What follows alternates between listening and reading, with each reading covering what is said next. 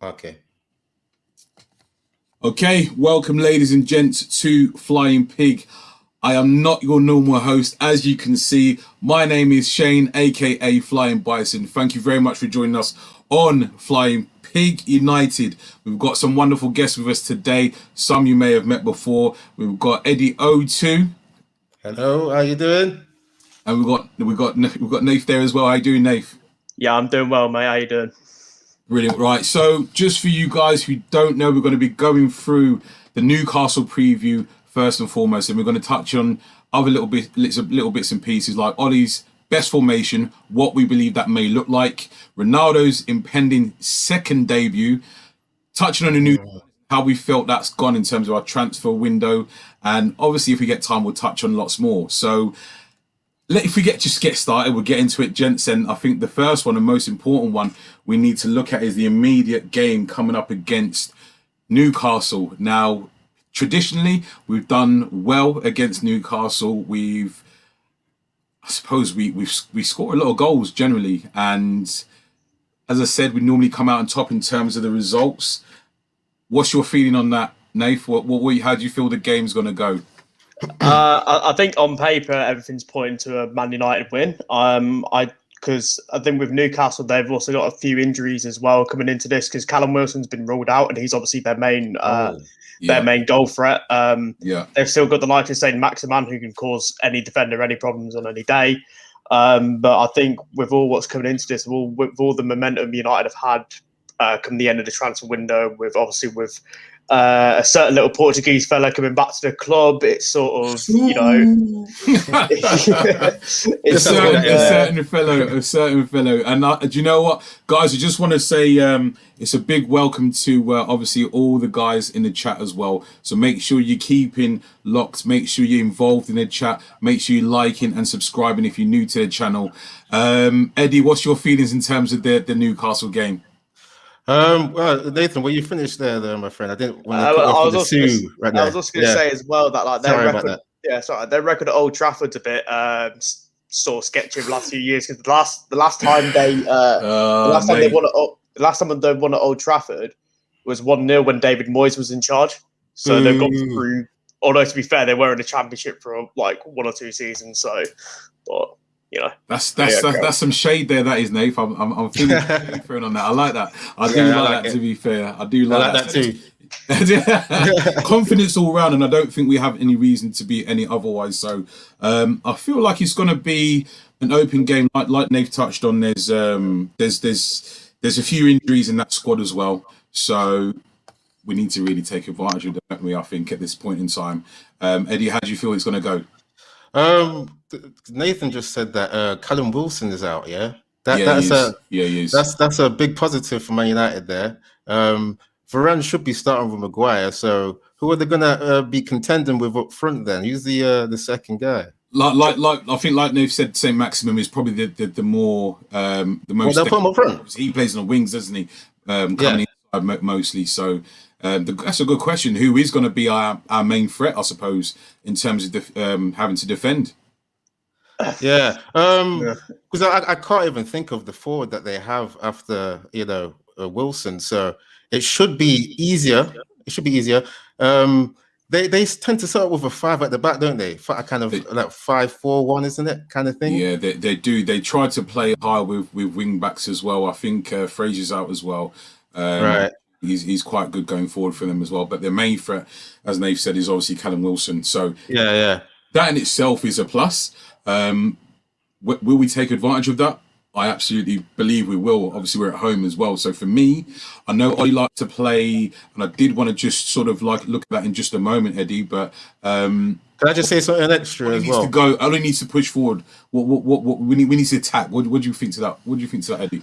Yeah, so I was just going to say that because Newcastle would like to do that 5 at the back, it looks like they'll do a kind of that kind of low block kind of thing, So I'm thinking, just because Ronaldo is just looking fresh. I mean, we've seen the interviews, we've seen his recent game in the I think it was the qualifiers for the World Cup where he got those 2 goals. I don't know, that was a qualifier, wasn't it, against Ireland? Yeah, it was, yeah. Yeah. 2 banging goals, yeah. So there's confidence on top of his expertise, as we know Ronaldo has, yeah. So Ronaldo's got to start, yeah.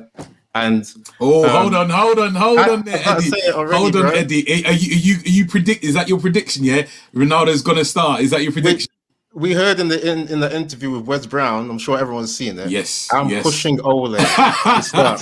Yeah, and they asked in his post-match interview as well, obviously in regards to Ronaldo, and obviously pre-match interview and saying obviously Ronaldo's put pressure on you. So that's what you're referring to. So do you think he's going to succumb to that pressure though, Eddie? I mean, because Ole is saying, I'm still the manager, I still make the decisions. Okay, respect to that kind of authority, but we're talking about the phenom coming back, yeah? So, and it's Newcastle as well. We've got to think, they've got Callum Wilson out. So why not start the big man up top? He's fit, rearing to go. So I just see Man United starting them up front and playing against a low block. Yeah. And I don't know, is Sancho fit? Because he would be good linking up with a Ronaldo, up front, trying to, take apart a low block there, doing like nice little 1-2s, all these kind of things. We need the ballers that can play 1-2s. And, if I've got to say already, if Van der Beek starts, it's a perfect kind of system for him to be in against a low block, doing 1-2s with Sancho and getting to Ronaldo. Okay. So listen, we've gone straight nicely onto the formations then, and how we think we're going to line up. Nathan, if we can start with you, how do you think we're going to line up against Newcastle? Obviously, like I said, I feel like we need to push and obviously take the game to Newcastle. I think we can do that without being open now. But if you can give me your formation, how you think Ollie will line up against Newcastle, and then fill those positions with the players who you think will play. Well, in the preview I wrote for the website and that, I sort of put my my cards on the table and went with a 4-2-3-1, but I had Donny van der Beek and Pogba as the 2. So I went full gun ho sort of thing, but then I sat there and I over like last few hours and that, I sort of made, because obviously we don't know what's happening with Fred yet with the whole Brazil suspension thing, but apparently a couple of hours ago it's been the Premier League come out and said that these players are going to play regardless, and that means Fred is in contention to play. However, his game for Brazil, it kicked off at like 1 a.m, say like Friday morning, our time. So whether he's going to be available is in coming back and this, that, and the other. But that, obviously the back five, it picks itself. De Gea in goal, although Henderson is back. Be De Gea in goal, Wan-Bissaka, Varane, Maguire, Luke Shaw. I'm going to stick with my 11. I went Van der Beek, Pogba, and then a front four. Okay. Yeah, I'm going to go with it. And then I went Mason on the right, Sancho on the left, Bruno in behind, Cristiano Ronaldo. So that was my because I sat there thinking, to be honest, if you just neutralise Saint Maximin, you don't have to do anything with Newcastle. Realistically speaking, they've got.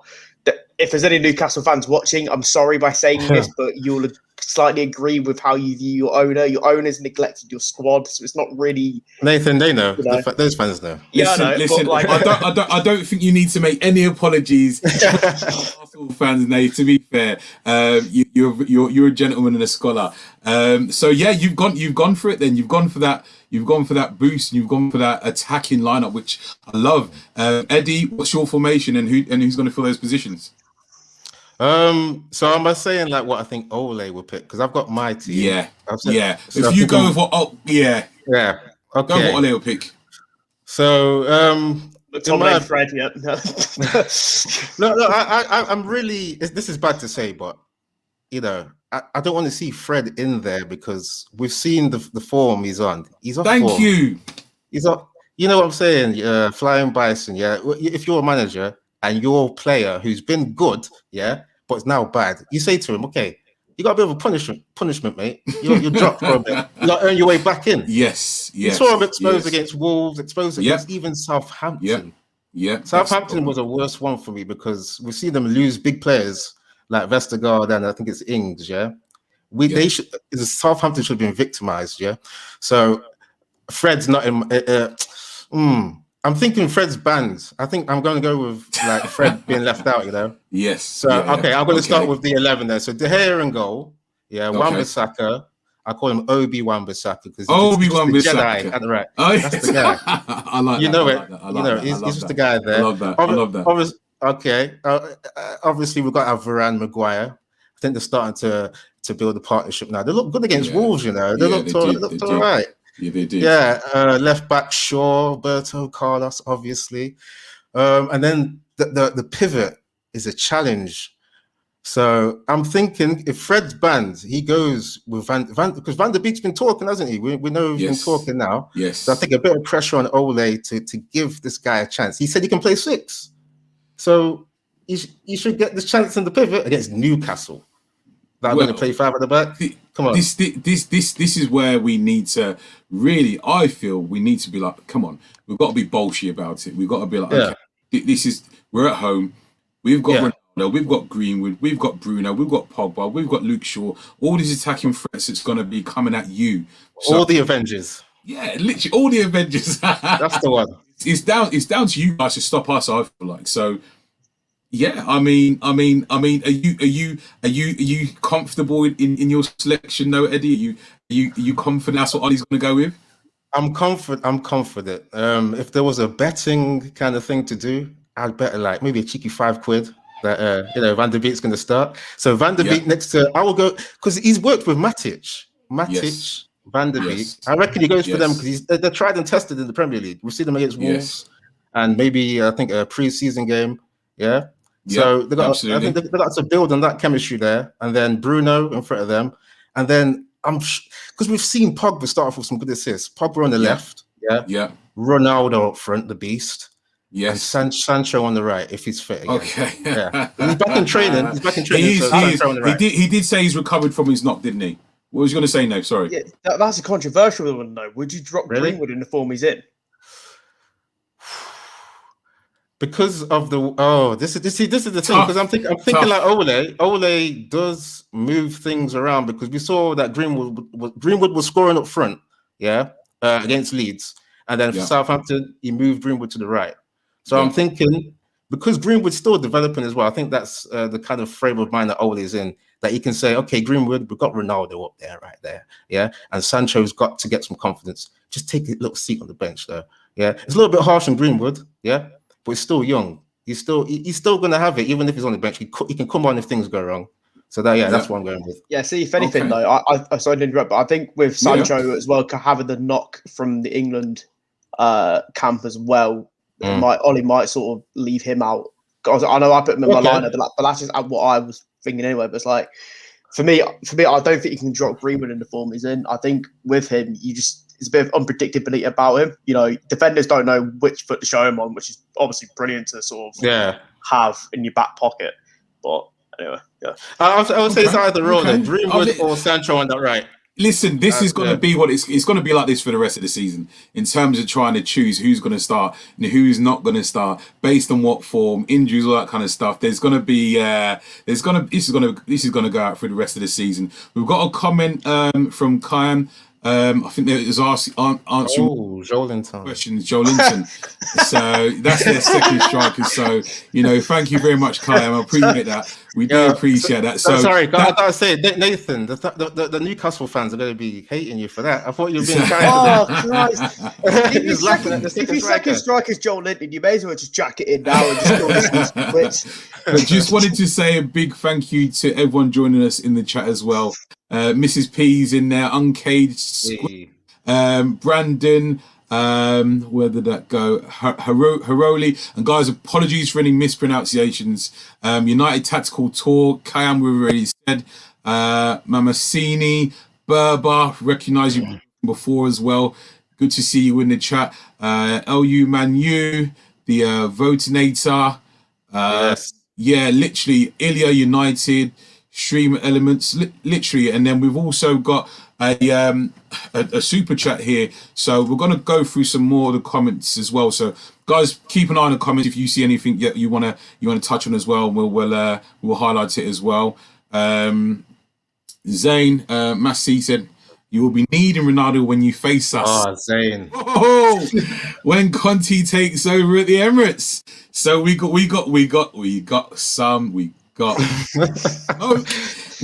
some smoke in here. Okay, so this is a Newcastle and Manchester United preview, but we've got why is Zane even here then? The Arsenal fans. I mean, listen. I mean, the Arsenal fans, I suppose, they need to get some limelight. So why not join a Man United Newcastle United preview? I'm with that. Yeah, you know, I mean, obviously, thanks for the super chat. Yeah, absolutely. I mean, that could probably go towards Arsenal's transfer budget because they'll probably need that next summer anyway. But you know, I'm joking, of course. Okay. No, that's good. But listen, what I feel like we've got to do is acknowledge Arsenal when they're kind of relevant. At the moment, they're not relevant. So we Flying Bison. Can I just say what I thought you were going to say? I thought you were saying that it's all right for Zane to be in there, because they're going to be like relegation rivals with Newcastle. You know, it makes sense. It makes sense. It does. It makes sense. So Arsenal at the bottom in the maybe it's preempting. But do you know what, Zane? Thank you very much for joining us. We do appreciate it. We're not biased to just Man United fans at all. It's a football channel, but obviously we do closely follow and go over mostly Manchester United stuff. But guy, I do like that. Just to answer a question from Regan, where he says, "Where's Piggy?" Piggy is still here. He's doing a stream, I believe, later on. I think he's doing a FIFA stream at live. He plays champs every weekend. So he's still here. All it is just literally, I'm going to be doing hosting some shows, so you're going to see a bit more of me. Hopefully, everyone's happy with that, and. I've done some bits with Piggy before. Looking forward to doing some more again on a regular basis and just going from there. But like I said, guys, we've got a bit to get through, so we're going to keep moving on. But keep an eye on the comments. We'll see if someone's saying that Batman's saying that Fred can't play. Yes, good. From that. So listen, I don't want to say I'm a Fred hater, but I'm not a Fred lover, and I would appreciate if he didn't start. Or bench, that's just me. But you know, I'm not a Fred hater, just not a Fred lover. Let's just say. I would say as well, with the form that Mason Greenwood's on, because I went with the same team as you, Nath. I went with the same forward at back, De Gea in goal. I went with Bruno and also Pogba and that's in the two, and then the three behind Ronaldo was Sancho, Bruno, and Greenwood. Just in that form that Greenwood's in, he's basically saying, yeah, you're Ronaldo 7, but guess what? I'm Mason Greenwood. I'm 11, and I'm coming. I'm here. I'm arriving. So you said Pogba in that pivot. I've gone with let's take it to them. I happen to think that Ollie made dice with Matic instead of Donny van der Beek, but with, like you say, Donny's been talking, so I've got a feeling he may start him. I just gotta say, Pogba doesn't look good in that pivot though. He doesn't. But I don't feel like he's going to drop him. He doesn't like defending. He doesn't. That's why I think he may go the security of Matic, because Matic is tried and tested in that position. So we shall see. What was I going to check now? Because there seems to be some beef going in here. Arsenal. So listen, I won't leave it too long. You know that's we're not a hating channel. You know, but it's just so happens to be the truth. As you say. It's all love until we play each other. It is. It really is. Another super chat following in from CR7 Wood and Lost Geordies. Listen, guys, tell us who you think is going to start for sure, because this is what it's going to be like the rest of the season and for many years to come. I feel like we've got Cavani. We haven't really mentioned Cavani yet. It was, golden for us, especially towards the latter part of the season last season. So we've not even mentioned him yet. So we've got a lot of options up there. Defensively, we're looking a lot more solid. Still, we're all three of us kind of undecided in that middle third. So. We've got a lot to touch on though, but as well, people are getting on Zane. This is Zane get us now. Listen, thank you very much for the super chats, guys. Massini, Rush Mino, big up, guys, much appreciated. Rush is in the house, man. I think as well, one of the things we did need to look at as well, guys, and give me what you feel Ollie's not best starting 11 is, but Ollie's best formation. What does that look like to you guys? If we start with you, Nath. I think the formation he's tended to sort of lean towards is the 4-2-3-1. I know during his early days at United, he tinkered around with a 3-back, with the wing backs and things like that. Because I think I remember United went to like to say Chelsea away or like City away or whatnot, and they tampered with the 3-back. Because you had Brandon Williams when he was coming through, he was playing at left wing back, and Luke Shaw was at left centre back. But no, I think Ollie does like the 4-2-3-1. However, he has been. Obviously, it's been reported over the summer that United are looking to progressively move into a 4-3-3. Because obviously there was talks of Declan Rice the whole summer as well. That seemed to be United's main target. So yeah. But I think it's a 4-2-3-1. But I think in the long run, I think if United do get that holding midfielder they wanted this summer, next summer it'll be the 4-3-3. Ollie will stick with for. So do you feel that's our best formation now, or do you feel like that's something that we need to morph into? And for now, our best formation is still the 4-2-3-1. I think the best formation is probably the 4-3-3. I think the 4-2-3-1 it works in certain aspects. I think. Also, I know we sort of had a bit of a joke about Fred and McTominay and stuff like that during the show, but against City it works because you don't have the ball. So you're not relying on, you don't rely on them to sort of be your main ball distributors. You can just counter attack, and like you said. But in terms of beating teams like Newcastle at the weekend, you go with a 4-3-3 because it's aggressive, it's on the front foot, it's more fluid in that way. But I'd say the 4-3-3 for me. Okay, Eddie. Right. I mean, we've seen the established formation is 4-2-3-1, right? My problem with it is. It just seems like it gets too cagey, There's a lot of games last season where United there was snatching wins. I mean, we've just seen it just against Wolves, where literally just snatched the win by a goal. And then Ole says his football is fine margin. Yeah, I don't think that's really the proper United way if we're going to go across the history of the legacy. Yeah. So I've just got like a few formations. Yeah. Which I saw Ole play, especially in the first season. I don't know if people remember, there was like an FA Cup game away to Chelsea. He played like a 4-1-2-1 and then 2 up front. Yeah? I do remember. They dominated that game. Can you remember how good they played? It was pretty much Pogba and Herrera running the channels as the 2-8s. They had like Kante like fitness. And they dominated it. So I was confused as to why we didn't see more of that formation like later on, I mean, I can't really say that's the best formation because it's not been tried enough. But if it was, I reckon with, I don't know, Van der Beek. I mean, Van der Beek said he can do an 8 as well, and then Pogba an 8. So it could be one to go back to. I've not seen it from Van der Beek. He has to be given the opportunity to try and do something first and foremost. I mean, come on. You can't sign a guy and just not use him at all. That's all it's been, unfortunately, for the guy. But I feel for him. But he's a top guy. That's what I mean. That's what I mean. I mean, Ajax graduate with that Dutch Total 90 football. I think they call it Total 90. Yes, 1-2s all across the pitch. Yes, it is. It absolutely is. And I feel like if you look at I certainly moan about the ability of ball retention and the fact that a lot of the times, a lot of teams have more possession than us.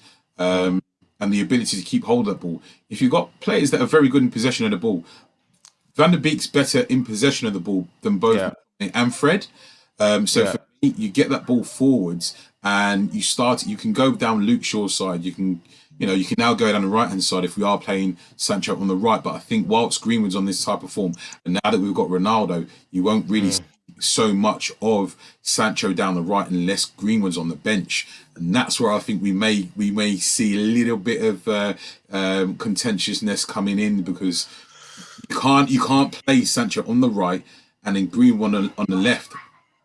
Well, I say you can't. It's not really been tried and tested, like you said, Eddie. But how do you think it'll work? What do you think at this point in time? I know you said that they tried and tested this 4-2-3-1, but obviously I know you don't feel like that's the best one. What would you say would be your sticking best formation? I mean, I was going to say another one, which was it was the 3-5-2, which works against PSG. Yes. That it was last season, wasn't it? Yeah. Yep. And was it Rashford got the winner? I'm sure he did. That was people say it's too defensive, but when you get the right transitions going, you can go. Was it 3-5-2 or 5-3-2? Isn't it? When you defend. Yeah. So you're gonna end up with a packed midfield and a lot of attacking options. But we'll stick. That's what United need, a packed midfield that can dominate the game on possession. Yes. Yeah. Okay, well, who starts in that formation then for you? I'm probing now. Who starts in that formation? How does it work?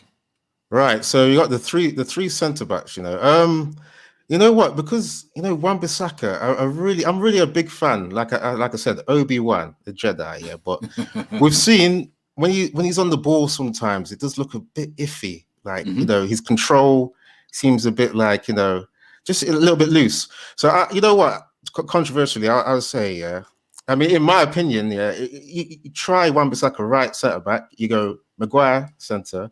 You go Varane left centre, and then you have Dalot on the right because he's itching to get back in the side. Yes, he is. Yeah, he's a fellow Portuguese man to Ronaldo. He wants to get in there, show his best. I reckon he'd prove himself. Yeah, and then obviously Roberto Carlos on the left, and then you got your midfielders. You're gonna have for me. Matic in there with Van der Beek. I'm just keep thinking about those two, controlling the game. Okay. They like the Matic ball. Matic and Van der Beek. Yeah, they like the ball. Hold on a minute. You went 3-5-2, so that leaves you with either Pogba or Bruno. So come on now, let us have it. Where's this going? Oh, that's it. This is why it's tricky for Ole. There's too many players in the squad. There's too much to pick from.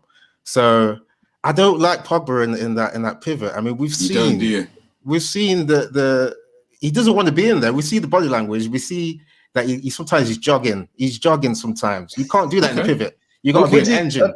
Just quickly interrupt. Would you say that that's because the player next to him isn't like? There's obviously the talk about how like in France he's got Kante, here he's got Fred.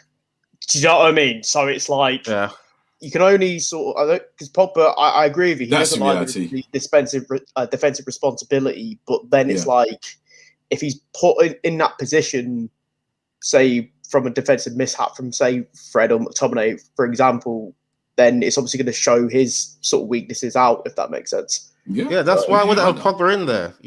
Anyone else makes a mistake, Pogba is not picking up anyone's pieces that they're dropping. Okay, Pogba doesn't clean up anyone's mess. He doesn't cover for people. People cover for Pogba because he's the one that puts the cherry on the cake. We see those Hollywood passes. That's his trademark, isn't it? He can dribble a little bit, but those passes, he passes like Scholes when he's at his best. We see what he does, So controversially, it'll be Pogba vying with or competing with Bruno for that number 10, in front of Matic. I'll be honest. I think there's only one winner with that. And who would you start up top before we move on to the topic? I've always wanted to have two up front because I've seen like Martial. He's not a lone striker. He is a shadow striker in the way he gets the ball. He got good control. He likes to come deep and get that ball. Do a bit of like dribbling. So hold on, Eddie. Hold on. So who's your starting two in this formation? Who is your starting two? Up front, okay. Starting two strikers. Martial with Ronaldo. Hold on. What's wrong, Eddie? What's wrong? Eddie, what are you doing to me? Eddie, what are you? Listen. What did I say? Okay. So hold on. Listen. Stop the press right now. Eddie O2. We're stopping the press. Out. He's gone with Ronnie. Okay, we can all go with Ronaldo. Edison Cavani. Marcus Rashford. Yeah. He's injured though, isn't he? Still? Greenwood. Listen, I no Sancho, but I suppose in that formation. Listen, Nath, I'll let you comment on that quickly before we move on. Go ahead, Nath. Okay, is this like an ideal one or just? This is his. This is the ideal one. This is Eddie's ideal. Come on, right. This is Eddie's ideal. I couldn't help it. No disrespect to Andy Marshall, right? Yeah, but The one thing I always get really sick and tired of is people still coming up with the thing of, or maybe this is going to be his year. He's been here for 6 years, right? Or he's going to realise his potential. It doesn't take 6 years for supposed top class player to embed in, and plus as well, his I generally think he's got one more year at Old Trafford. That's it. No, can I just say real quick? Yeah, it was Van Gaal's signing. Yeah, Martial came in. How old was he? He's still a teenager then. He had a great season. Yeah. That was his coach. That was his guy. Yeah, and then we've had managers come in that have disrupted Martial's progress. Yeah, Jose came in. Jose is not a good coach. Yeah, he wanted to sell Martial. He unsettled Martial. Yeah, and then Ole's come in. He's even said he's not even a coach. Yeah, so it's still kind of patchy coaching going on. So for me, I think it's been a little bit unfair on Martial's progression to say it's just one more season. Yeah, I think he needs still a bit more time, a bit more coaching. Eddie, that's my opinion. This is a valiant defense of Martial. This is valiant. But I wanted to touch on this formation of obviously Ricardo. So we've got Shaw, Maguire, Varane, Wan-Bissaka, or Obi-Wan-Bissaka as Eddie called Matic, Van der Beek, Bruno, Pogba. I mean that's quite an aggressive. That's quite an aggressive lineup, like we've kind of both said. So I mean, well, we've all said, I should say, and I don't know. I think that's how we need to go in terms of the game. But it remains to be seen. I think it's a popular choice as well in regards to Pogba, Ronnie, Greenwood up top. I mean, that's quite a lot of creativity and goal threat as well. Sorry, can I just ask, who was the left winger on that previous chat there? Pogba. So I've got an issue with Greenwood being in there with Mr. Sue. Yeah. So we see what Greenwood does. Yeah, he doesn't really cross a lot. He likes to cut in and shoot, as we've seen. So Ronaldo needs that service. So is it just gonna be Pogba giving that service then from the left? Well, I don't think that's enough. I think the way we play, you have Shaw supplying you. Van der Beek is a partial with the ball. He's got an eye for a through ball. Right. Bruno will supply you. Greenwood, like you said, I agree with you. He doesn't cross a lot of the ball a lot, but Pogba creates a lot. Hence his four assists in one game. Yeah. So I think there's enough creativity in that side, and it's interesting to see what people have come up with, I suppose. And it's I think it'll be interesting to see how we set up. Ollie, truth be told, has a lot of headache selections. A lot. And I don't think it can be taken lightly, because at this moment in time, it's just going to be a headache, a good headache at that. I want to say a shout out to Jonathan Gallagher with the old school 4-2-4. Oh. I think that's how we're going to look. I think that's how we need to look against Newcastle. I really do. 4-2-4. Just go for it. I say. I don't feel like that's. I don't feel like that's too much to ask. But sorry. With that one, can I just say quickly? Yeah. Remember the Villarreal final? Yeah. We kind of did a 4-2-4 if we look at it. Yeah. And we look at Newcastle, they're going to be low block. Yeah. So I don't know if just having 4 people just up there is going to work, because they tend to, when there's 4 up there, they tend to be in a straight line and they can't work the triangles. So it needs to be someone coming deep to get the ball. I think what we've got to look at now is that, are these players intelligent enough to play in any given formation? And I think at the moment, we have surrounded ourselves by very intelligent, clever players, clever ball players, players that can have a moment of magic on their own, as we've seen with Mason Greenwood on numerous occasions. I think a popular one is Greenwood, Sancho, and Ronaldo, from what I was seeing in the comments. But yeah, I suppose it starts with the big question. Obviously, Ronaldo's debut. I mean, the first question is, we've all said what we think Ollie's going to do, so we've all agreed that we feel he will start. Obviously, we touched upon some of the comments that Ronaldo said he's going to be putting pressure on Ollie to start him. If he does start, will he score? Yep. Definitely. Eddie, we're both saying yes, 100% categorically.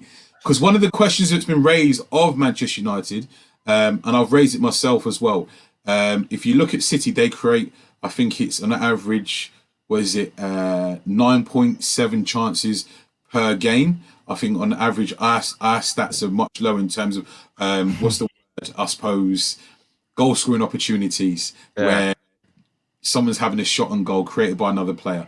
Do we create enough goal scoring opportunities for our forwards?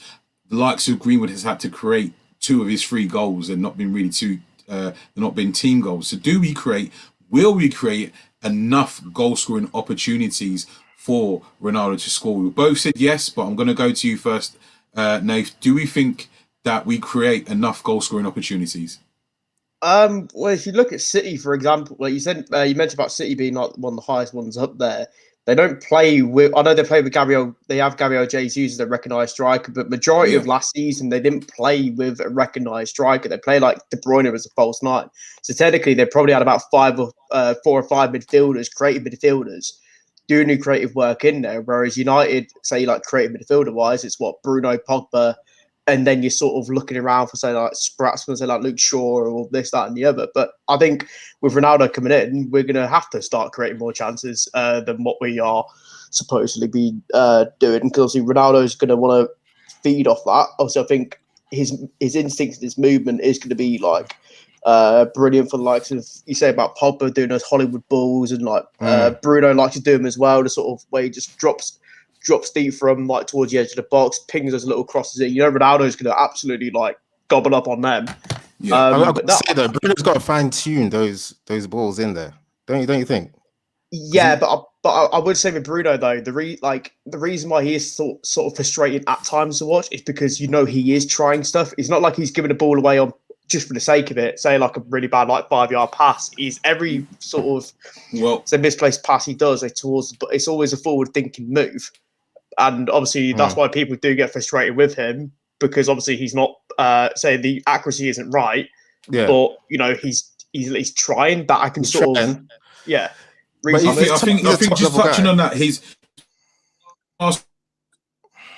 completion rate for last season was 100%, but it's to that point where he's trying to, I don't want to say force it, but I would say that. I would say that. Would you say he forces it? I would say because I've seen sometimes when he hits the ball, he's not looking where he's hitting it. I've seen that sometimes, and sometimes I see him look where he hits it. So it's almost half and half. It's like, okay, hit and hope, and then next time now I'm going to aim it. I mean, he's a top level guy. I'm thinking you can be aiming it every time, man. Yeah. That's what my opinion. I suppose you've seen a ball around the corner. I've got a little gripe with this one, to be fair. Let's be real. Manchester United have no chance to win the league, even with the new signings. Okay, listen, I want to touch on this one quickly because I've seen this said quite a lot around the general media, in sort of news outlets and whatnot, media outlets. And the general consensus I get as the reason as to why it's felt that we're not going to win anything, even with all these new signings, is because of Ollie. Do you guys agree with that? Well, in all fairness, he's actually not specified which Manchester it is. So he could be on about Manchester City for all we know. Do you know what I mean?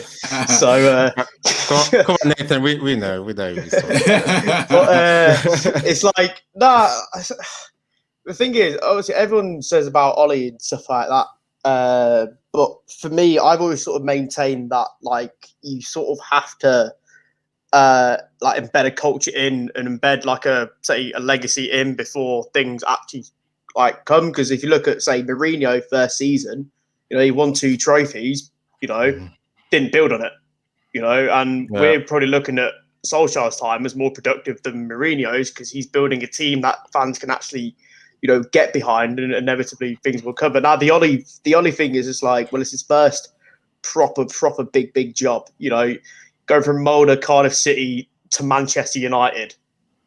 You know, that's a step up and a half. Do you know what I mean? Yeah, but, absolutely. But I will say, not in terms of winning the league, but I think a trophy has to come this season to show any form of progress. Like, but yeah, that's my thoughts anyway. Okay, Eddie, what's your take on that in terms of obviously Ollie being the main reason from what I keep hearing of us not winning the league? What's your take on that? There's so many thoughts going through my mind because we know the Glazers, they're there, They've financed these signings, but we know they just look at commercial sides of getting people in. That's why, you know, I feel this squad is so unbalanced right now, where there's so many wingers and strikers that we got, that's going to be a headache for Ole. And I'm not sure if it's going to be a good one, to be honest. Yeah, because there's going to be so many egos in there. But in terms of what Nathan's saying, okay, Ole's big job, first big job here. Yeah, even now in his fourth season now. Okay, yeah. So for me, you've had your, you know, if we're going to do the analogy in terms of having the bike, you have the training wheels.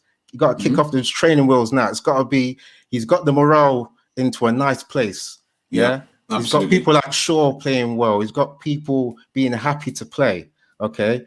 So now you've got to have the formula for how you get wins for me, because I don't really like the, okay, let's hold the ball and counter attack. Maybe against the big teams, like we're seeing Ole's done well against Pep, where he counters, but you can't counter every team because some other teams do low block. Yeah, that's so you've got to have that formula, because that Villarreal game in that final, that's a big loss. Yeah, it was. It really was. It really was. Because that could have been a great foundation to go, okay, boys, we've got our entry level cup. Now this next season, big man time, you know, it's time to go for bigger cups. That's what I'm saying, yeah. So for me, there's an argument that, you know, people saying that Ole's maybe not good enough. There's an argument for that, because we see that sometimes when it's the big games to win something. I mean, he's lost a lot of semi-finals, lost the final now as well. I have to still say good points, because I love the morale that is there. The amount of comebacks that Man United had. What was it? Didn't they break a record? Was it 10 comebacks in the season? I think that's the most, isn't it? Yeah, I think was it 11 or was it 10? I can't remember. But because that was pivotal to their away form as well last season. It was, a lot of time. That is awesome, yeah. And that's saying the boys want to play for this manager, because they wouldn't be doing that for Mourinho, who's throwing his toys at the pram when things go wrong. Yeah. So the next thing for me, Ole has got to put in this formula now of dominating games for me, because Man United, if Man United didn't have that legacy of winning these 13 leagues, I'd probably be like, okay, Ole, just get top 4 every season. It's cool. But there's a legacy there now. Yeah. They said there's a plan. So I want to see a proper game plan where you're doing the triangles in midfield, you're dominating, and you're not snatching games. I feel like if we've got for example, I think, like you say, just taking it back a step, I think with the fact that we've got I'd seen a comment there where someone had said 3 trophies. I think it is Massimi. But yeah, so it's just 3 trophies. So that'd have to look at the league, possibly, or FA Cup and League Cup and Europe. That's a big shout. I mean, I'd love it, but taking that back a step, that's the Manchester United way, by playing attacking football. And that I just wanted to highlight Massini's comment, because that's what we should be aiming for. Do we? Because we've just brought back Cristiano Ronaldo. We've just signed one of the best defenders in the world, in Rafael Varane. I mean, we've just signed one of the most promising young players in the world, not just in English players, but in Sancho. And I feel like we do need to sort of like take stock of that. And for me, that I've seen some of the questions asked as well, and I thought it was a little bit disrespectful, but that's my point of view. What would you guys say in terms of Ronaldo being captain and taking the armband off Maguire? I've seen a lot of. I think in actual fact there was one of Piggy's streams. He done a vote, and a lot of people were saying to have Cristiano Ronaldo as captain over Harry Maguire. What does everyone feel about that? Harry Maguire losing his captaincy to Cristiano Ronaldo. How does everyone feel about that? What say you, Nate?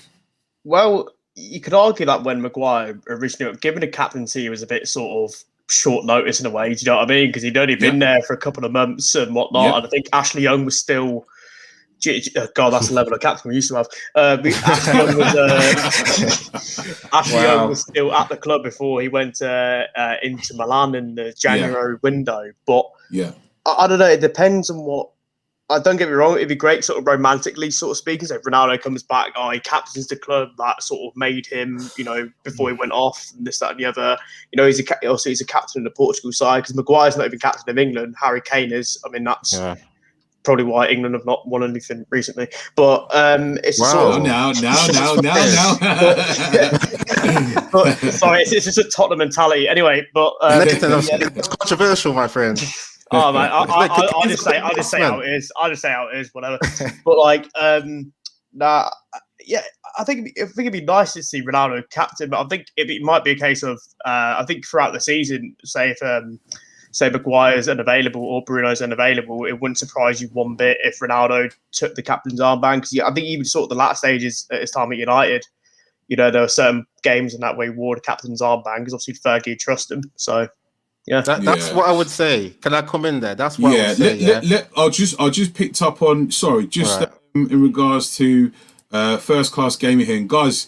68 people in and watching now. Well, it's gone up to 72 now. So, guys, make sure you're liking and subscribing, please. Listen, this channel was going to be taken off because I'm sure Piggy has told you, but Flying Pig United, we're going to start doing big bits. We're going to start going to the games. We're going to do pre-match, post-match. Going to start doing big bits as well. So make sure you stay tuned and make sure you're subscribing and liking as well. But just the first class gamers point there. Can't give the armband to Ronaldo. It's already bad enough United gave him the 7 shirt. So, Flying Bison, you got to read it properly. He said Ronald. He's trying to make him sound old. I just, maybe that's what he was trying to do. But he's done it on purpose. Yeah, I'll give him a buy with a typo. I know first class gamer. He's an Arsenal fan. He's trying to. Is it make okay? some jokes, yeah. Okay. Yeah, Ronaldo's 36, but he's a young 36. Yeah, he's not Ronaldo. You have to get it right. Wait, he's an Arsenal fan. Yeah. Granit Xhaka captain, but bad enough to give armband Ronaldo. That's fine. Carry on. Yep. Yeah. Okay, so I'm moving on to Rushmano now. What's going on? Maguire is a decent captain. I would stick with him. So back to you then, Eddie. What's your thoughts on potential of Cristiano Ronaldo being given club captaincy? Yeah, so I wouldn't like to see any disruption to what's going on now. Yeah, Maguire had a good Euros. Yeah, he was good there.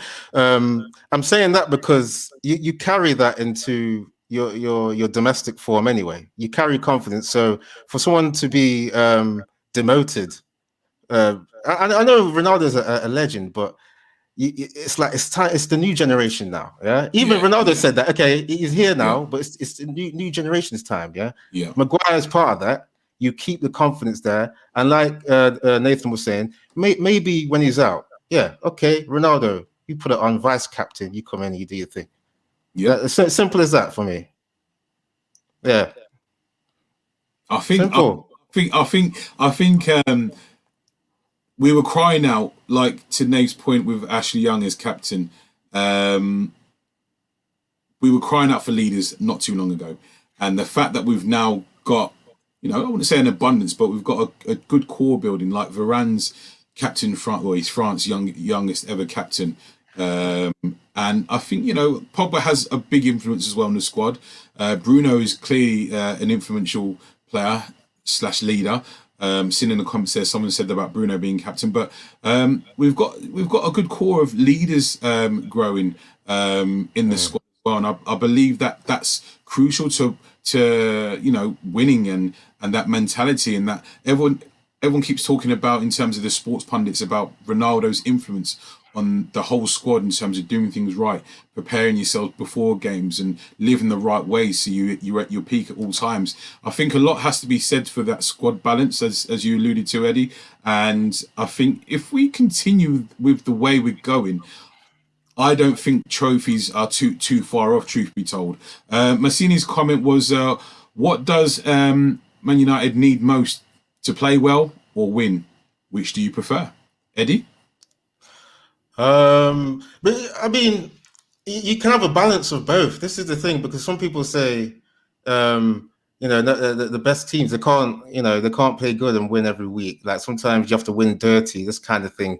I mean, I've seen teams for me, Man City, they still play good football. and win. For me, some people don't even like that possession football. Yeah, maybe they like to see a bit more of like what Klopp does, which is the heavy metal football. But even he's won a recent Premier League. Yeah, and they've been entertaining. So for me, you can get a good balance as a big team. I mean, even Bayern Munich, I'm sure you guys have seen them play sometimes. The way they have different runs in that, because they play a 4-2-3-1 as well, same formation as United, but they have people doing certain runs. For me, that's what Man U lack a little bit, is people making regular runs or being in regular zones to get certain passes for 1-2s, or, you know, like I said, I remember in the final for that Champions League, I think it was 2 seasons ago, where was it Bayern beat PSG? Was that last season or 2 seasons ago? 2 seasons ago. 2 seasons ago, yeah.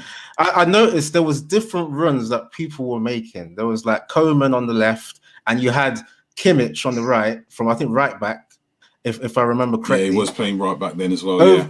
Overlapping. Every time I see Coman making the same runs every time.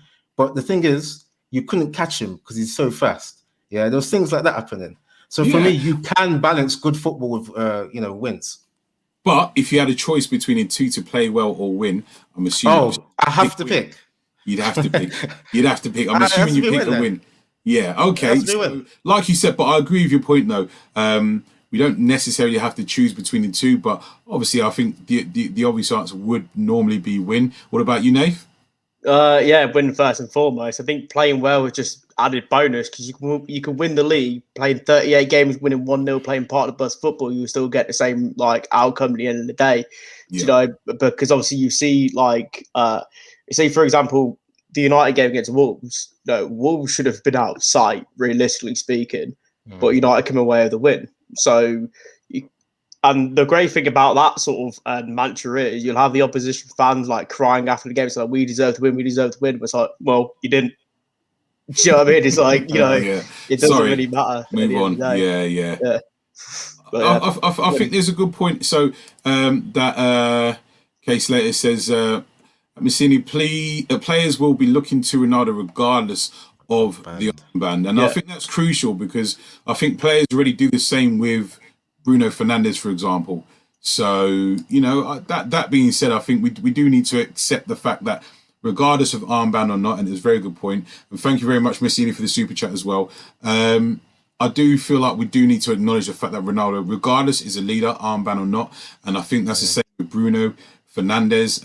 There'll be a couple of players. Players will be looking to Edinson Cavani as well. And I think that's what a very good squad, or winning squad, or a squad with a winning mentality needs. Lots of leaders, even ones without, I suppose, the armband. And there's a bit of a controversial striker comment here in regards to Harry Kane. Nelly there. Harry Kane is the best striker. That weren't based off my comment earlier, was it? That weren't based off my little sort of dig earlier, was it? It must be. It's a callback. Yeah. No, I only said it because the mentality thing. Harry Kane is a top player, but probably Lewandowski is ahead of him. But okay. Well, sorry, Lewandowski is what? Ahead of him. Oh, okay. Who's a better striker out of Cristiano Ronaldo and Harry Kane then? Wow. Ronaldo. Eddie? You see, the thing is, for me, I've watched more of Kane, and I just go with the fact that he's younger and fresher to me. Yeah. I mean, all right, okay. That's too much of a hard question, because that's a hard one. Yeah. Who's going to score more goals, Harry Kane or Cristiano Ronaldo this season? That's the same toughness of question. You know what? Can I just answer that, because we've seen Kane try and get out of there. He tried. He was missing training. They've got 3 wins basically without him. Well, he played the 3rd game, but still, they were on the momentum without Kane. Yeah. So for me, I don't know. There might be something in the camp where, because you got to keep morale up. If players are thinking, "Oh, this guy doesn't want to be here. Am I going to play for him enough?" Yeah. So I'm thinking, I don't know. I think Tottenham fall off a little bit, and then Kane suffers, and Ronaldo comes through. I reckon Ronaldo could actually outscore Kane, just based on the morale of both camps. Okay. Nate? Yeah, I think Ronaldo can outscore Kane. I think with the Kane situation, it's like it does depend on where his mindset actually is. Because obviously when he announced that, he's staying at Tottenham, was that more or less him saying, yeah, I want to be there, or him going, okay, I'm not going to get my move to City, I may as well stay here, sort of, mantra. Do you know what I mean? Yeah, You don't know whether he's going to be fully on. No, Ronaldo can outscore Kane. Ronaldo can outscore anyone in the league. We've not just got Ronaldo and Kane. Obviously, Lukaku's back at Chelsea. Lukaku should well be up there. Salah as well. Salah's a proven goal scorer in the Premier League. He's up there as well as one of the top contenders. Even Vardy's still kicking around. Do you know what I mean? How old is he now, by the way? Is he like 36 as well? He's 32, 33 now. He's like 33, 34, because that's why they brought the likes of they put Patson Daka in from Salzburg. So, but no, Ronaldo can't outscore anyone in the league because obviously last season in the Serie A he outscored Lukaku, and obviously when Lukaku joined Chelsea, it was like the greatest signing ever. When Ronaldo rejoined, it was like, oh, he's too old, But Well, do you know what I'd say as well to that as well? Because truth be told, a good question would be because how many goals will Ronaldo score this season? Because I put him in the bracket of, this is just Premier League goals, and then overall, I'd put him in the bracket of say 30 to 31 goals and say 20, 21 Premier League goals. So in all the other competitions, we get 9 or 10 goals. What's your thoughts on that, then, Nave?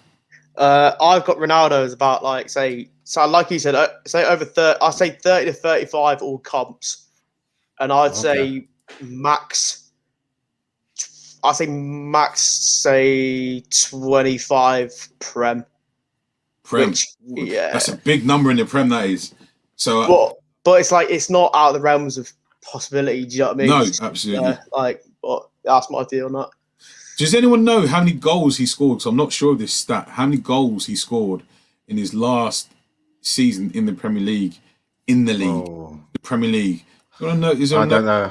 Anyone in the comments know how was many? It like 20? Ronaldo scored. I know. It was in his 20s because he started the season. He started the 08-09 season injured. When he right. like the I've season. Forgotten that, to be fair. Yeah, the season previous, he scored 31. Because that was the Ballon d'Or winning season, Champions League winning seasons. I think I'm going to say 24 off the top of my head. If anyone could confirm overall and Premier League, because we're seeing 42 overall, I think 24 Prem possibly, 42 I think.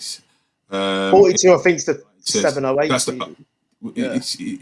I think we'll have to. Oh, and someone to answer the question before about Vardy's 34 apparently says Shazadar. So thanks for that, guys. But yeah, it's going to be interesting. So we're all kind of saying in the realms of 20 plus. What you saying, Eddie? Yeah, I mean, I was just trying to think because there's so many variables. This is why it's hard to debate this, because I was saying when he was compared to Kane, the morale of the camps, it might favor United because he's coming in. Ronaldo's coming in being refreshed. Kane wanted to go out, so people might not serve him enough. But the thing is, at Man United, they've got to serve Ronaldo too. They've got to, So that's your point, isn't that? Was your worry, wasn't it, Eddie? Whether or not we're going to be able to service him, Yeah. So you know what? Yeah. So for me, it's got to be dependent on who's around him. So if Pogba is remaining on that left, I think he's got to remain on that left for me. Yeah. And then Sancho on that right. Okay. Just all servicing Ronaldo, he can get 20, about 25 goals. What happens to Greenwood? What happens to Greenwood, Eddie? What happens to him? I mean, that's the thing. That's a worry. But then what about if we look at the bigger picture and say, okay, we need the beast up front to get more wins. Maybe Greenwood's progression is left to a little bit later on. Yeah. That Ronaldo thing, by the way, is 18 in his final season. Oh, brilliant. He got 18 and 33. But that, like I said, that might have been because he did start the season coming in injured. Because I think Portugal had the Euros in 2008, like that summer, so he might have been injured from that. Okay. Well, no, that's. I wasn't sure about that one at all, and I'm just thinking, but like touching on that servicing and creating opportunities for Ronaldo. I mean, how do you think our window's gone? Because obviously we've made 4 signings. We've brought back another player in Tom Heaton, Tommy, as Ronaldo called him, as another backup, maybe. But yeah, yeah. Tom Heaton, bringing him back. What I was wanting to do, gents, is give me a quick rough sort of gauge on how you think. Give me a rating between A and F, if we could, on each signing. So if we go with Tom Heaton, if we just go around, starting with yourself, Eddie, between A and F, A being the best, F being the worst. What's your rating on Tom Heaton being signed back at Manchester United? Could we even say a U as like ungraded? Because I don't even know what games he's going to get. He's a Burnley legend. That's disrespectful for a Burnley legend. A Burnley legend? What is that? Yeah. I mean, why do you have good feelings for Burnley, Nathan? What are you? I don't. Someone has to, but carry on. You know what I mean? Come on, I need a rating. I need a serious rating. Okay, F is that F from you? I don't see what games he's going to play when Henderson is going to be wanting to play any game that De Gea's not playing.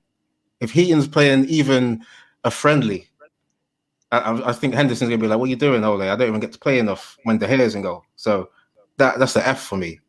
I don't see the point of Heaton coming back in. Okay, Nate? It's harsh, but I don't see it. Yeah. I'm going to be a bit positive on Tommy. I'm going to say a C. The reason why I'm going to say a C is because, like, he's still a very solid keeper, and it's not exactly a sort of like a bad option. I say if De Gea and Henderson were to have injuries, you'd rather have him over Lee Grant. You know, he's just like, you know, he performed well for Villa. He performed well for, obviously, apparently my second club now, Burnley, right? But, you know, he's performed admirably for them. I don't see it as sort of, it's a low risk option. It's like, it's not like like you said, he's not going to play much. So he's not going to cost us points. But even if he does come in, he's reliable. You know. Sorry, did you say Grant can still play? No, I said you're going to choose between Lee Grant and Tom Heaton. You'd rather have Tom Heaton play, wouldn't you? Well, no, but is Grant an option though? Because I thought he is. You know, he is. I mean, so what's the point of like, Heaton then? If he's an option, he's like, I think Grant is probably our backup mascot, like backup maybe. And then I think I actually think I think Tom Heaton will be third. I think he's third choice. Yeah, I think he'll be a third, and then Lee Grant will be fourth choice. I think that's back up, my friend. I'm gonna go with the E because I feel like it's a waste of money, but at the same time it's that nostalgia. So I'm all for it. We've got Ronaldo, so I'm all for it. Move on to Jadon Sancho. Obviously 79 million in total, including add-ons. It can amass to. I'll be honest. I feel like we've kind of been crying out for a Jadon Sancho type. If you were to ask me, do I feel like he's the answer? I'd have to say kind of watch this space, purely because I feel like we're a bit unbalanced because I feel like Greenwood is shifting into that number 9 role slightly, and Cavani was walking out the door maybe in a season or so, and then Sancho was just going to be slotted on that right-hand side.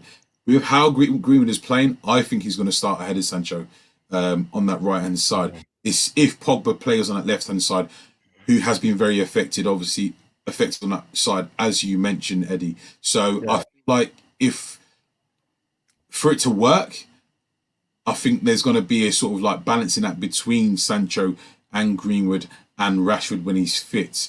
But at the moment, I feel like I'd have to say that's a B signing, purely because the potential is there. He's clearly got massive ability, but will he prove to realise that potential, like a Martial, like a Rashford? Like, people have mentioned that Rashford has almost plateaued a little bit, and he's 23 now, so obviously a lot of time to go. But I mean, is he going to reach those Mbappe levels, Harden levels? And this is Rashford.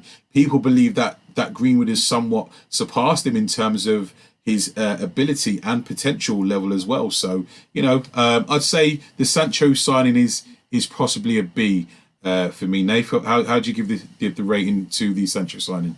I say an A. And I realise as well, while giving Tom Heaton a C, I can't exactly give Jadon Sancho a one rating above Tom Heaton, because I'm being a bit disrespectful, James Sancho in a way. But I'm going to say an A, because if you look at how the deal sort of materialised and how much United did get him for compared to, say, the summer previous when it was touted 120 million. United have got a very good deal there. They've got one of the sort of most talented prospects in world football. Yeah. Joining the club at such a young age. And for me, he's like, obviously the common sort of excuse people were saying is that but he's done it. It's in the Bundesliga. Do you know what I mean? So it's like, league. But it's like, will he be able to do it in the Prem? And it's like he will. It just for me, I think you can't It wouldn't surprise me if you don't expect anything anything straight away. You have to let him embed in first, but in time you will see the full reason why United did pay 75 million for Jadon Sancho. So for me, it's an A. Okay. Eddie, what are you saying? I think I'm going to have to go with you, Shane, with that B, because I don't even look at what Nathan said about the deal being more of a better value, 75 mil compared to 120 mil. It's a good savings for the Glazers. So maybe the Glazers would rate that signing at an A. But in terms of footballing reasons, that's the only reasons I look at. Yeah. I need to see Sancho either fit into this predominantly counter-attacking side, because that's the football that Ole plays, is predominantly counter-attacking. Yeah. And then we've seen in his first two games, Sancho, was it first 3 games, isn't it? We've had 3 games so far. Yeah. I think Sancho's played 2 of them, right? He's not looked synchronized with the team right now. So the chemistry has to go up for me. And then he would be an A if he fits in. But for right now, yeah. Okay, that's fair enough. And just to touch on, because I think I missed a super sticker there from Trav. So thank you very much. Nice one, Travis. Good lad. Nice one, man. Thank you very much. Appreciate that.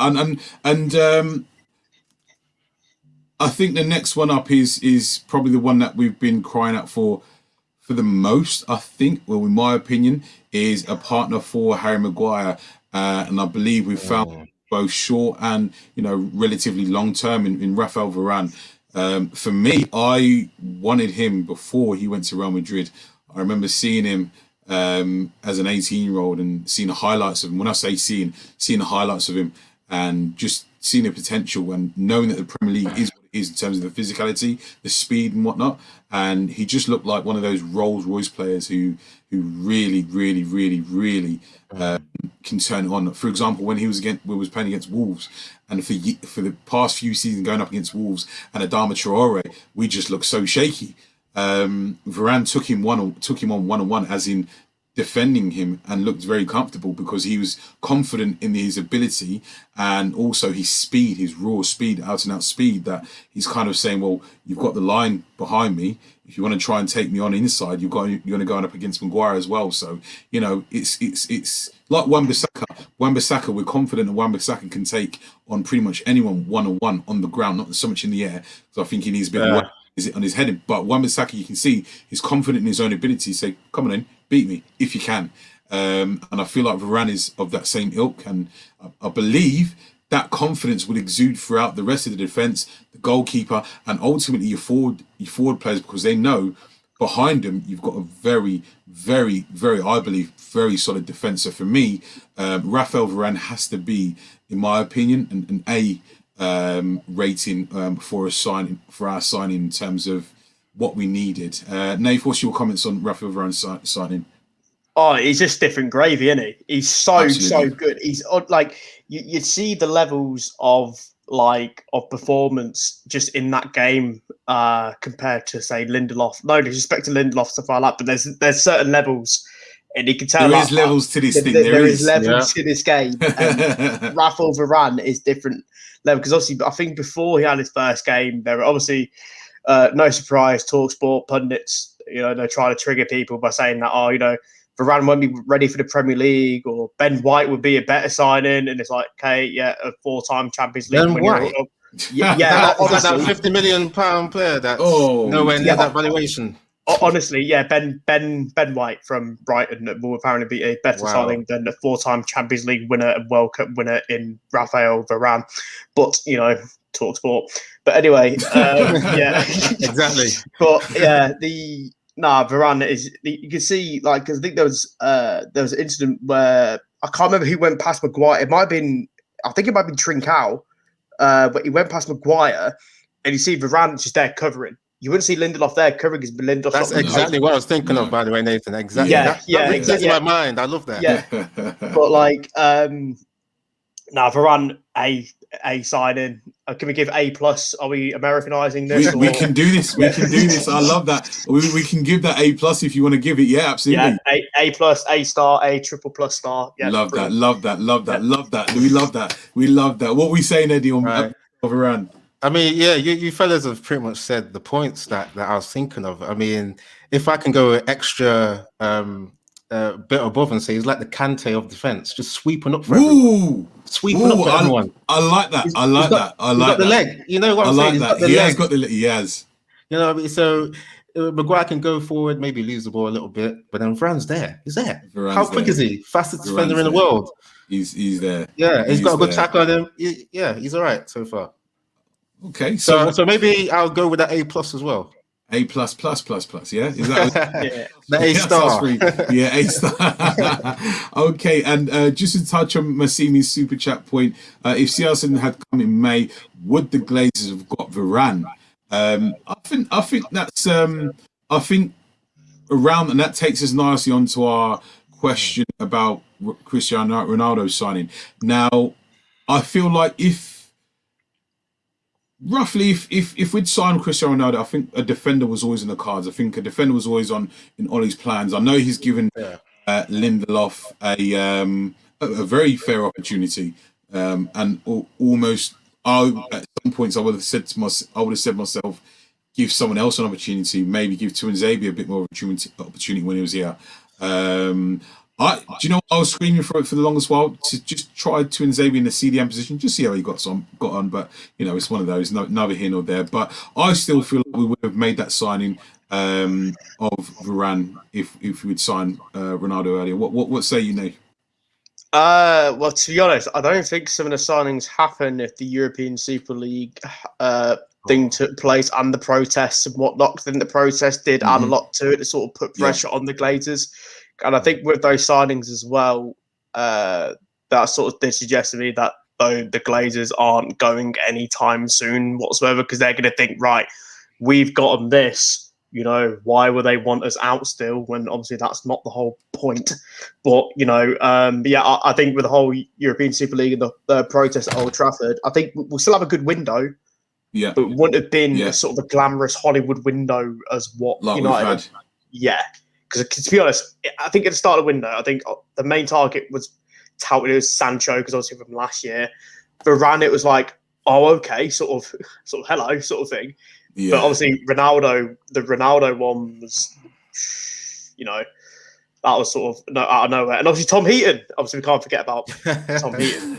So yeah, that's your boy. That's your boy. Well, thank you very much for the super chat there, Massimini. Rushmano, thank you very much for the info.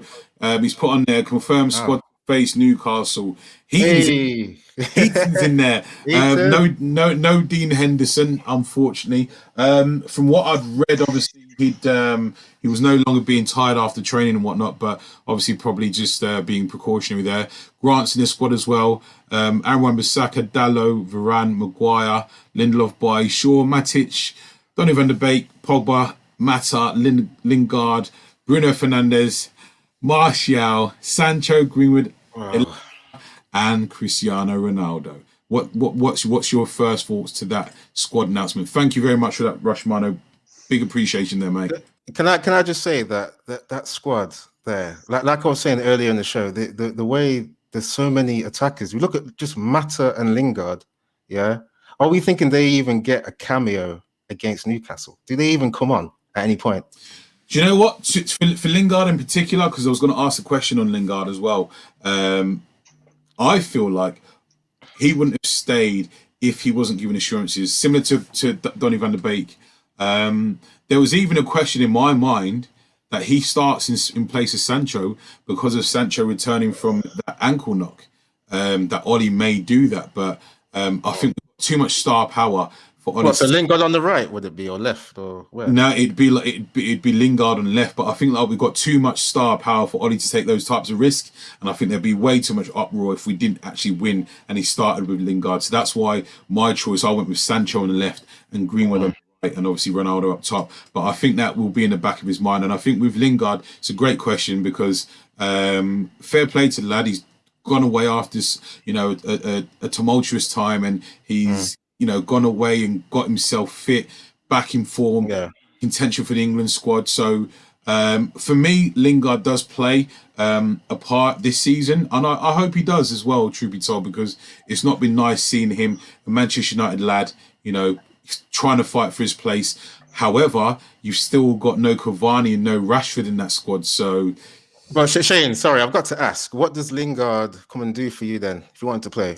Because we see he's a touch and run player, against a low block like Newcastle. What's he really going to do? For me, I think the type of teams he succeeds against is your Newcastle, because he's very good with the tiki-taki stuff in and around the penalty area, and his finishing is very good, or has always been very good. And the fact his movement, I've always rated Lingard for his movement off the ball. He's not someone that will go and beat a player, but he'll beat you with a 1-2 or a 1-2-3 with clever movement, interchanging passing in and around the edge of the penalty area. And there's not too many players. So, for example, Bruno will do that. Lingard will do that. Rashford tries to do that. But I think Sancho is the one that we're relying on to actually beat players one-on-one. That him alongside Greenwood, but Green, once he does that, he's looking to shoot as opposed to cross, to your point earlier. So I think Lingard does bring the tiki-taka in and around the edge of the penalty area. Can I just come back in on that, because for him to do that one touch tiki-taka stuff, people have to be on the same wavelength as well, and if we look at it, that does come from a manager's plan, is for everyone to know which zones the players are going to be in. So I just, because we've seen Lingard in this team, or not this team, but in the Man United team, and he's not really worked, and that's why he went out on loan, isn't it, to see if he can go and refresh himself, and maybe even get that move if he's showcased on the loan. So I just don't see him coming back in and being on the same wavelength as other players to do that one-touch stuff, because it's not, if we look at it through all of the games, it's not implemented to do the one-touch stuff. No, you're absolutely right, to be fair. What say you on that point, Nate? Well, to be honest, when I looked at the comment, for some reason I sort of blinked out for a minute, and I thought that was a confirmed starting lineup, and I was like, "Why are we playing 3 goalkeepers in it's interesting, sort of like 7-5-6 formation we sort of go for this weekend. I was like, all right, cool. No, I think on Lingard though, it's interesting you brought up the point about assurances, because have you seen the news about that? He's apparently rejected a new contract, but his contract expires next year. The BBC report that he's rejected a new deal, and that might be down to assurances as well, because maybe like they've negotiated it. Maybe Lingard's sort of saying, "Oh, I want more game time," and obviously United are like, "Well, we've got X, Y, and Z who are in your position doing well at the minute, so we can't guarantee you." Because I think Lingard will be sort of, I think, great to use in the Champions League. I think, with the group United have. Say compared to last season, obviously last season it was like PSG, Leipzig, and for some reason United struggled against Istanbul. But this season, you sort of, your groups are a bit more easier, so you might see like a Lingard sort of play. You might see a Mata here and there, but I think with Lingard, I think he just wants to play football. You can see the time at West Ham. He had a brilliant time over there, and I think. There was also talked about using him as a leverage for Declan Rice. That might be something to explore. I wouldn't be. I've been adverse to that, truth be told, and I feel I feel like we kind of needed to explore that as well, possibly. So I feel like if we've got those types of, like you say, deals to leverage as well, do it. That's my thing. Just use players like that, because, like you said, I kind of feel sorry for the lad where he's going to be. It's quite evident to your point as well, Eddie, and yours as well. If he's probably not going to play that many games, but it just depends. And I just want to, if you're joining us, guys, because I've seen a few questions in regards to Where's Pig from Ben there. Ben, I am one of the new hosts for Flying Pig United. I'm going to be on here on a regular basis. We are looking to take the channel to different heights. Shane, I'm sorry, Shane. Just to be honest, say you're taking over. It's a Flying Bison United channel now. That's no. Behave yourself. Behave yourself, Eddie with the wine up there. No, we are, because, like I said, I know Pig wants to do fan cams as well, and we're looking at doing that as well. So absolutely looking forward to getting involved in that kind of thing. But he's been gracious enough to let me host this evening, and obviously other evenings coming forward as well. So anyone who's wondering who I am, my name is Shane, aka Flying Bison. Obviously, like I said, one of the new hosts for the channel. We'll be looking and doing fan cams going forward as well. So like I said, it's good to see everyone. Yeah, you'll also be playing FIFA later on this channel as well, won't you? But I was going to say, he is back at 11 p.m. on FIFA, so do not worry, Pig is back a little bit later. Rush Mino's made a point there. Cavani's out because of FIFA ban. Both Pig and Cavani won't feature in our next 2 games. Cavani trained the whole week, so that was something. See, I've seen conflicting things about that, because I saw a thing about a Premier League club, or the Premier League clubs are gonna sort of go against FIFA's wishes about playing the players and whatnot. That's what I'd seen, because obviously, first of all, EU rules as well slightly differ, but I don't know the technical terms and the political terms around it as well. Rush Mino has also mentioned you can see Ronaldo. No way. Come on, Rush Mino. He's got to start. He's putting pressure on Ole. He said it.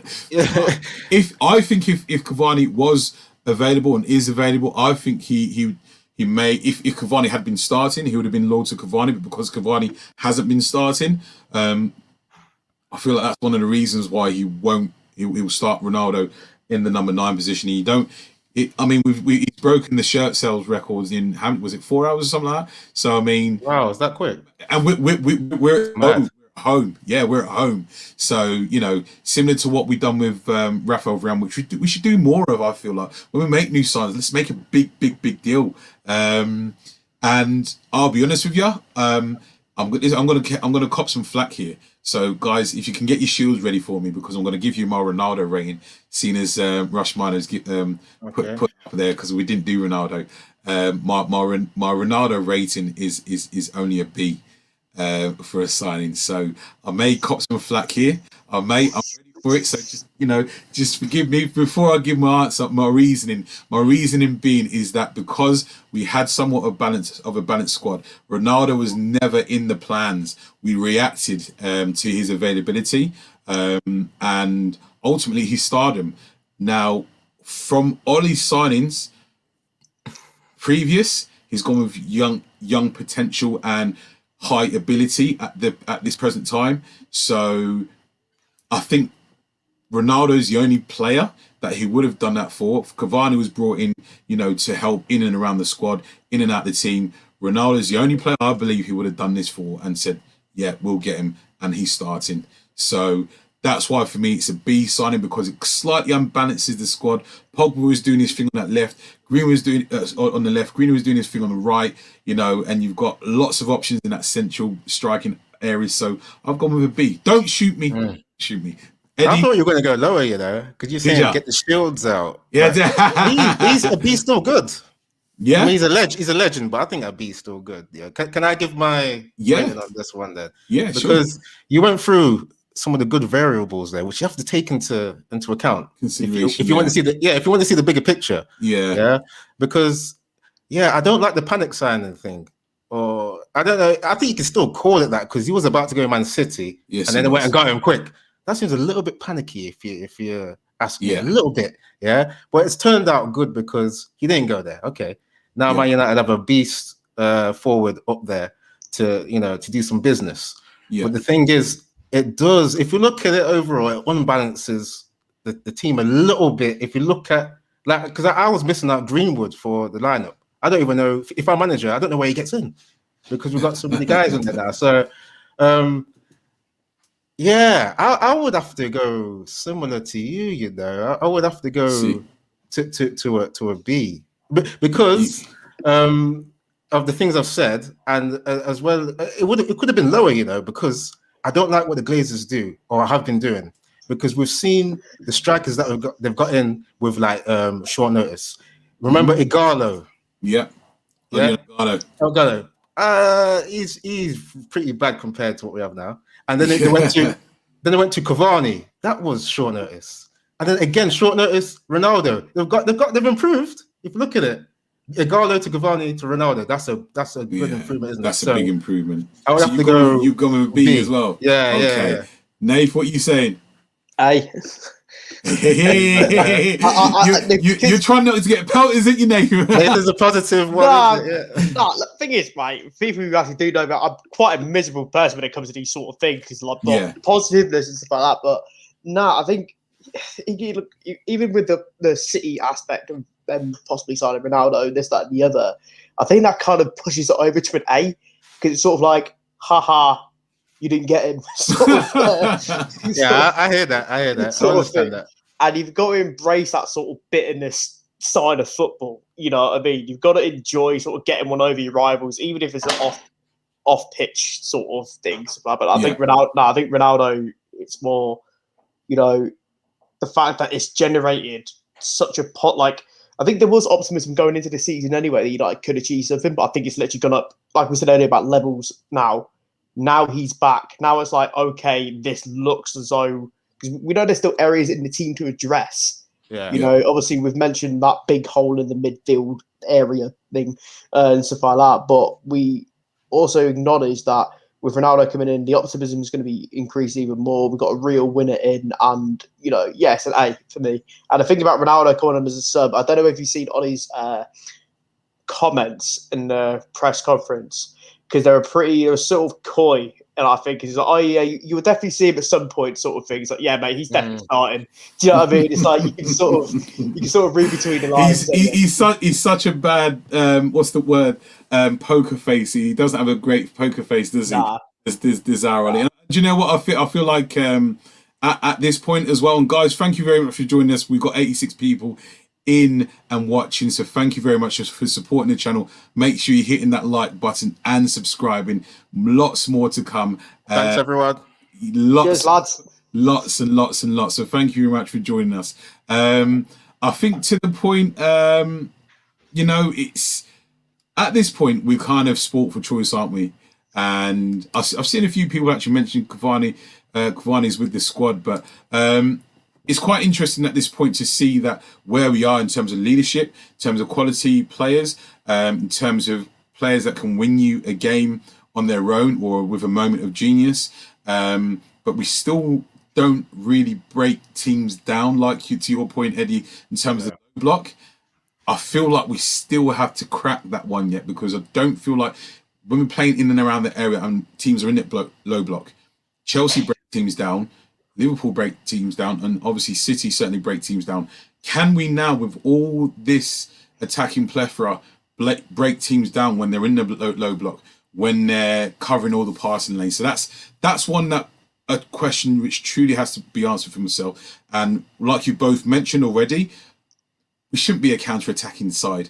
I mean, look at the players we've got, man. We with the attacking potential that we can put into display, we really should not be a counter-attacking side now. Guys in the comments, let me know if you feel that's going to be the case. Are we going to be a counter-attacking team this season, especially with the likes of Cristiano Ronaldo, a fit Jadon Sancho, a fit Rashford, Greenwood, Cavani, Lingard, Mata, Elanga, with all that attacking talent? Can we really afford to just sit back and be a counter-attacking team? I really don't think so, because it's not just attacking ability, it's that speed, the technical ability. Are we going to be doing that this season, Eddie? I've got to say that you know, it comes back to an older debate, all right? Because we look at the ingredients, right? Yeah, there's a lot of good ingredients there. Apart from as we see the defensive midfielder, that there's not a perfect one. Yeah, but the thing is, you can still do great things, and you don't have a perfect setup. We've seen what Klopp has done. For me, he had nowhere near a perfect team. Yeah, he was playing a centre mid at right back. That Alexander-Arnold, yeah, he's not a right back. Yeah, he can't. He hardly defends. Yeah, but he has Van Dijk to cover him. Yeah. So for me, it's like, okay, Ole, you've got great players in pretty much every position apart from one. There's got to be something you can do as a manager to, you know, kind of not paper over the cracks. It's just play to the strengths of the team now. You know, not stay with the pragmatism. I mean, it's good that Man United are hard to beat, but let's progress now. Let's not just make it about top four. Yeah, let's go and do what I've heard people say. Let's play some risk-averse football. Let's go for wins and that domination, not just wins but domination, so people respect Man U properly. Yeah. That's what I'm thinking. But Ole's got to work out a bit more of a formula, as I said before. You know, he's got to instruct people a bit more and be able to get us playing proper football. What's Nath? Well, I think also it's good to have a variety of options, though, because like you say about counter-attacking football, counter-attacking football is not exactly bad on the eye either when it's done to perfection. You know, it's deadly. You see some of the early 90s teams under Fergie, there was a goal against, I think, I can't remember which season it was, but it was, I think it might have been 92, 93, actually, I think, against Norwich, where there was 3 goals, 3 counter-attacking goals, in which one of them was a 9-second counter-attack from defence to attack. You know, that sort of counter-attacking football is deadly. But if you're doing it every game, it does get a bit tedious to watch at times because you're like, because if that's what you come to expect, then you're sort of like, it's sort of, you go into games a bit like predictable in a way. Whereas, like, say if you do it against Man City, you know how Man City are going to set up, so you play counter-attacking football.